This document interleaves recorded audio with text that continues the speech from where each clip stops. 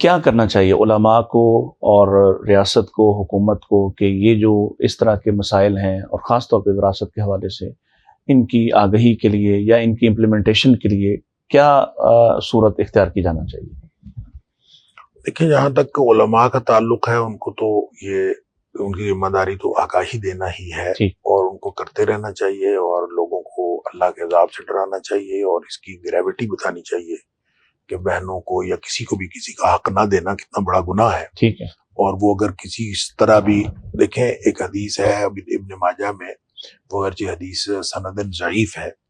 لیکن اس کا مفہوم مسلم شریف کی ایک اور حدیث سے ثابت ہوتا ہے کہ نبی کریم صلی اللہ علیہ وسلم نے فرمایا کہ جو شخص کسی کی میراث سے اس کا حق میراث سے محروم کرتا ہے، اللہ تعالیٰ اس کو جنت کی میراث سے محروم کرتا ہے۔ اللہ، اچھا، اس کا مطلب یہ ہے کہ کوئی شخص اگر اس طرح علماء لوگوں کو ڈراتے رہیں گے اور انذار کرتے رہیں گے، تنبیہ کرتے رہیں گے، تو انشاءاللہ امید ہے کہ اس سے بھی فرق پڑتا ہے۔ اب وراثت کا موضوع بیان ہونا چاہیے جمعے کے اندر، درس کے اندر علماء کو یہ بیان کرتے رہنا۔ صحیح ہے، صحیح بات۔ دوسری بات یہ ہے کہ جو سٹیک ہولڈرز ہیں ان میں ریاست ایک بہت بڑا سٹیک ہولڈر ہے، لیکن ریاست کے قانون میں جو ہمارا پاکستان کا قانون ہے، وراثت کا قانون، یہ یتیم پوتے والی ایک آدھ کوئی اس طرح کی شک کے علاوہ اوورآل ہمارا قانون جو ہے وراثت کا وہ شرعی قانون کے مطابق ہے۔ لہذا جو ہی کوئی فوت ہوتا ہے، اگر اس کے ورثاء خود جان بوجھ کر کوئی فیبریکیشن نہ کریں اور کسی وارث کو چھپائیں نہ یا کچھ ایسا مسئلہ نہ کریں، تو وہ پورا، اگر بہن بھائیوں کی فہرست آپ پٹواری کو دے دیتے ہیں یا متعلقہ افراد کو دے دیتے ہیں، تو وہ پوری فہرست اسی طرح بنا دیتے ہیں جس طرح آپ وراثت کے شرعی حصے بنتے ہیں وہ بنا کے دے دیتے ہیں۔ اس میں جعل سازی نہ ہو، اس میں جعل سازی ہم جان بوجھ کے جعل سازی کرتے ہیں، یا تو کسی کو وارث شو ہی نہیں کرتے جس کو محروم رکھنا ہوتا ہے، تو یا پھر کوئی اور طریقہ اختیار کرتے ہیں کہ پہلے سے ہی اس کو نام لگوا لیا جاتا ہے۔ تو اگر دو نمبری نہ کیا جائے تو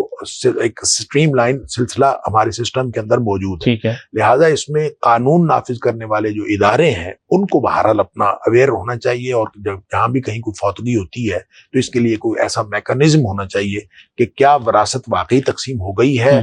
شرعی اصولوں کے مطابق اور ملکی قانون کے مطابق، اس کو جو ہے انشور کرنے کے لیے بہرحال ایک سسٹم، ایک میکانزم ہونا چاہیے، جو شاید یہ علماء کی آگہی اور ریاست کے قانون کی امپلیمنٹیشن کے اندر جو قانون نافذ کرنے والے ادارے ہیں، یہ اگر کوئی ایسا وضعی قانون بنا کے اور اس کے اندر مداخلت کریں، اگر کہیں ان دیوانی قوانین یا دیوانی مقدمات کا فیصلہ بھی آپ کے خیال میں جلدی ہونا چاہیے، کیونکہ یہ دو تین نسلیں جو ہیں وہ گزر جاتی ہیں اس لوگوں میں۔ وہ تو ہمارے عدالتی نظام کا پورا ہی اللہ تعالیٰ معاف فرمائے وہ ڈھانچہ ہی بدلنے والا ہے، اور اس میں بہرحال انصاف ہمیں یہ قانون کے رکھوالے ہی بتاتے ہیں کہ جب جسٹس ڈیلے کیا جاتا ہے تو ایسے ہی ہے جیسے جسٹس ڈینائی کر دیا گیا، یعنی تاخیر کرنا عدل میں اور انصاف میں وہ ایسے ہی ہے جیسے انصاف سے آپ نے انکار ہی کر دیا۔ لہٰذا یہ پورا ڈھانچہ چینج ہونا چاہیے۔ جی ڈاکٹر صاحب، اس میں ایک بات کا میں اضافہ کرنا چاہوں گا کہ اس پر اگر حکومت کوئی قانون سازی کرے اور کہ وراثت لیٹ نہ ہو، وراثت کو لیٹ کرنا یہ وراثت سے کسی کو محروم کرنے کے مترادف ہے۔ ایک بندے کو وراثت 20 سال بعد 50 سال بعد ملے، وہ اس کی 100 بیماریاں ہیں، 100 ضرورتیں ہیں، اس میں ایک اور مسئلہ ہوتا ہے کہ ایک وراثت پہ قابض ہوتا ہے، وہ تو اسی سے وسائل لگا رہا ہوتا ہے، دوسرا اس سے محروم ہوتا ہے، وہ وسائل اس کو حاصل کرنے کے لیے بھی بیچارہ کسی سے مانگ تانگ کے لگا رہا ہوتا ہے۔ جو بندہ وہ مکان میں بیٹھا نا والد صاحب کہ وہ چاہتا ہے 30 سال وراثت تقسیم نہ ہو، وہ وراثت کرتا رہے، تو وراثت کو جتنا جلدی قانون ایسا ہونا چاہیے کہ چند ہفتے یا چند دن دیے جائیں